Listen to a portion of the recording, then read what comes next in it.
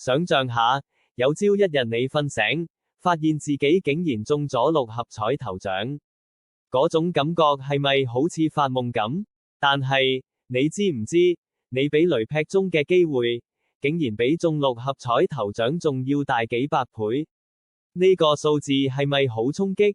今日，我哋就嚟拆解呢個一夜致富嘅迷思，揭露大樂透同6合彩背後，一個你俾人刻意忽略咗嘅殘酷數學真相，期望值。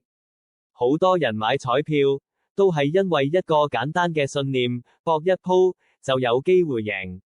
但你真實面對嘅係，中6合彩頭獎嘅機率，大約係1400萬分之一。呢個數字究竟有幾細？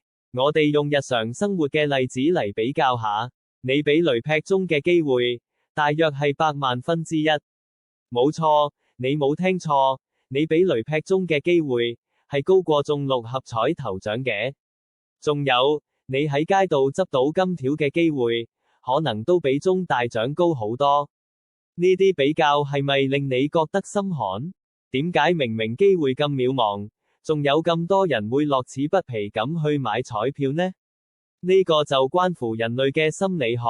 我哋天生就對小概率事件有種錯誤嘅認知，總係覺得自己會係嗰個幸運兒。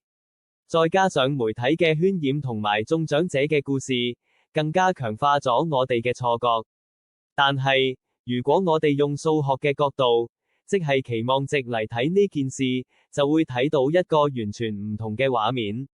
期望值，簡單嚟講，就係你每次投入金錢之後，平均嚟講會賺或者蝕幾多。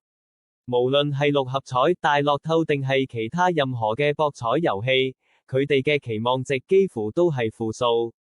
呢個意思係，你每玩一次，平均都會輸錢。時間越長，你輸嘅錢就越多。呢個就係博彩機構賺錢嘅秘密，佢哋唔係靠運氣，而係靠數學。所以，下次當你有心喐喐想買彩票嘅時候，不妨停一停，諗一諗。與其將你辛苦賺返嚟嘅錢投入呢個數學